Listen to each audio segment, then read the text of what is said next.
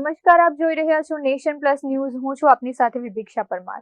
વડોદરા જિલ્લામાં આગામી સમયમાં ભારેથી અતિભારે વરસાદ વરસે તેવી હવામાન વિભાગ દ્વારા ગંભીર આગાહી કરવામાં આવી છે.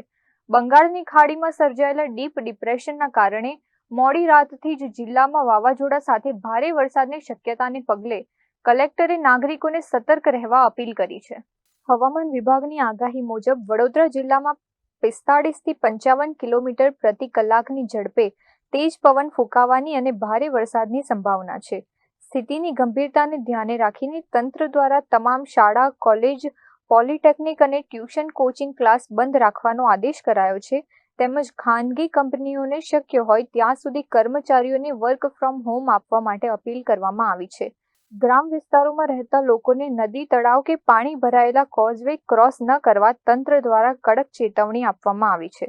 આપ સૌ વડોદરાવાસીઓને એક અપીલ કરવા માંગુ છું.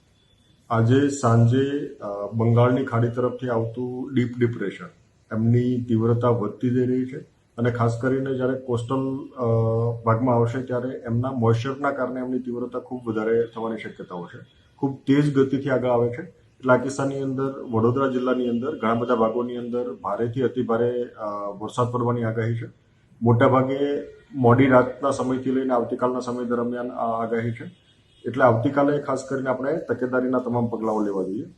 વિશેષ કરીને પવનની ગતિ પણ આ ડિપ્રેશનની સાથે વધારે છે. એટલે 45 થી લઈને 55 કિલોમીટર પર અવરની સ્પીડથી પવન પણ ફૂંકાવાની શક્યતાઓ છે. તમામ વડોદરાવાસીઓને મારી વિનંતી છે કે આગામી 24 કલાક દરમિયાન આપણા માટે વિશેષ કરીને સંકટ થોડું વધારે છે. એટલે આપ વિશેષ કરીને સુરક્ષિત સ્થાન રહો, આપ પોતે સુરક્ષિત રહો એ માટેના તમામ પ્રયાસો આપણે કરવાના છે. તમામ શૈક્ષણિક સંસ્થાઓમાં આપણે આવતીકાલે રજા જાહેર કરી છે. આથી કોઈ પણ સંસ્થાન, ખાસ કરીને શૈક્ષણિક સંસ્થાન તો બંધ હોય છે. આ ઉપરાંત વોકેશનલ એજ્યુકેશનલ ઇન્સ્ટિટ્યૂટ હોય, પોલિટેકનિક હોય અથવા કોચિંગ ક્લાસ હોય, આ તમામે બંધ રાખવાના છે. કોઈ પણ ઇન્સ્ટિટ્યુશન ચાલુ ના રહે એ બાબતની તકેદારી રાખવાની છે. શક્ય હોય ત્યાં સુધી કંપનીઝ અને અન્ય એસ્ટાબ્લિશમેન્ટ વર્ક ફ્રોમ હોમ કરે એ દિશાનો પ્રયત્ન આપણે કરવાનો છે.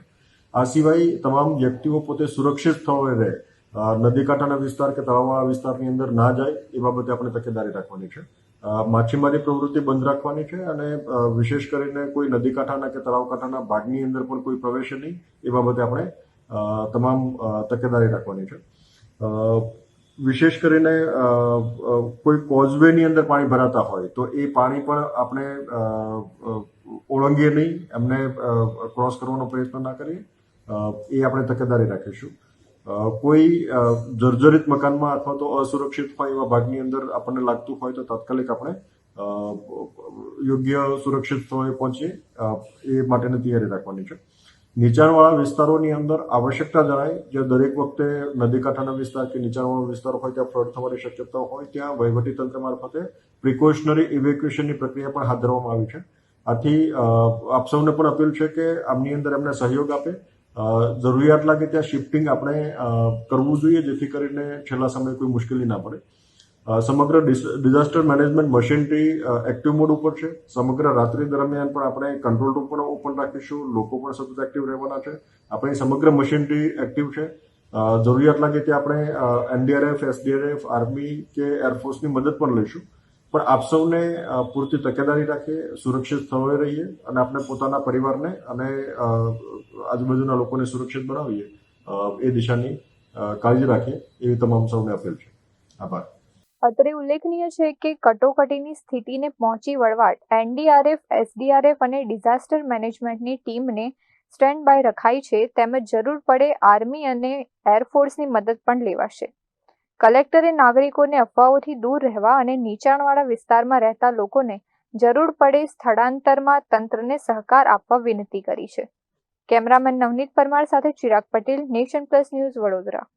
સમાચારોના સતત અપડેટ મેળવવા માટે અમારી નેશન પ્લસ ન્યૂઝની યુટ્યુબ ચેનલને સબસ્ક્રાઇબ કરો, બેલ આઇકન દબાવો અને જોડાયેલા રહો ફેસબુક, ઇન્સ્ટાગ્રામ અને ટ્વિટર પર.